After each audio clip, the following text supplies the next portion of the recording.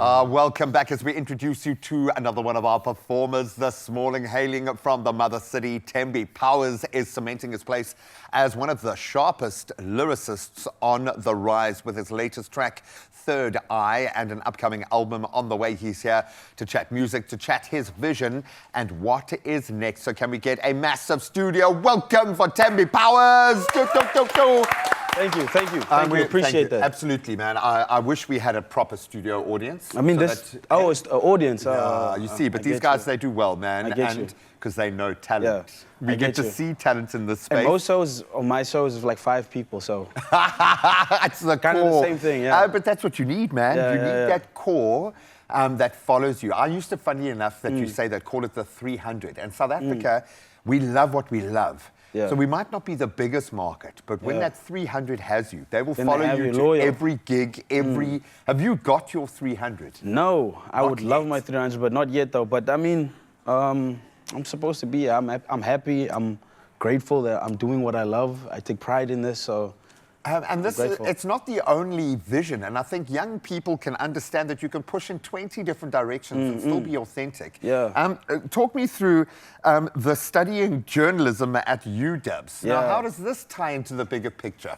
I don't know. I just usual thing. You matriculate, you go to study, you know. That's what you got to do, yeah. And then what happened with me is I felt like I put 50% in my studies and 50% in my music, so I felt like I had to choose one at the time, though. Yeah. And then I'm like, yo, let me put 100% in my music.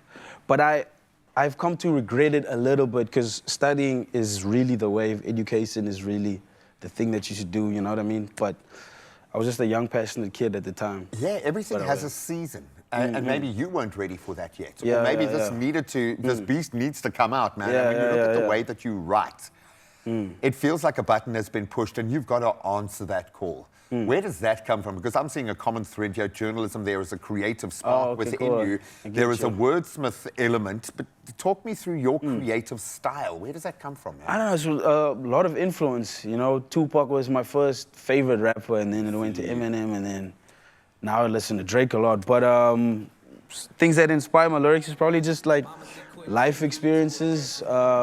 Probably just gonna give you corny answers now. But you must, man. One-liners. I recently watched a movie called The Complete Unknown about Bob Dylan. Oh, yeah. And his writings also inspired me in a weird way. And I never listened to him before I watched the movie, but a lot of different things could just inspire you. It could be one song even, you know? So I'm just trying to get better at what I do.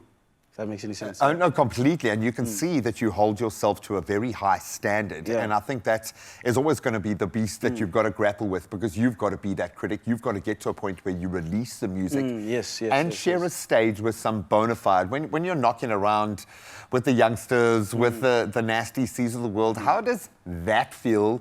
Is there a gut check moment of like, oh my word, this is me? Or does it feel like that's the way it should always be? Yeah, no, I've definitely, if I'm around people like Youngster or Nasty C or Ziggy, there's obviously some sort of, what's the word for it? Like, it's like, yo, you're doing the right thing. Because these people have influenced you and you're around them now because of your work, so. You're on the same lineup, yeah, yo. Also, thank you. Yeah. I love that. I love the fact that we get to be a part of your arc, albeit for just a moment, because I know the next time you're back here, the full album will be out, the next tour will be starting. So let's talk about the music right now.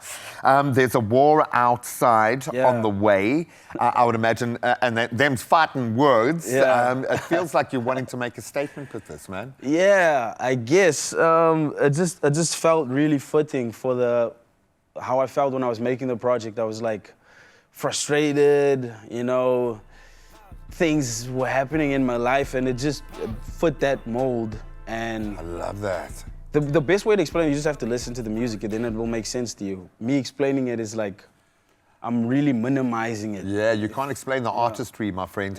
Funnily enough, I remember Bob Dylan himself trying to talk about his own, and I know we're drawing some pretty hectic comparisons here for somebody Bob Dylan who's is crazy. I never knew how crazy Bob Dylan was. And I think a lot of other writers understand where he was able to take that, and he used to look back over stuff that he has written and gone like, oh my word, how did I achieve that? I love the fact that you've entered into that space. You're making history now with everything that you put down.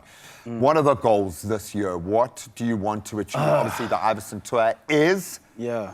massive. Yeah, thank you. I wanna kill it on the Iverson Tour, definitely. I wanna have an actual performance and not just be like a rap guy that's just running to every corner. It's like, yo.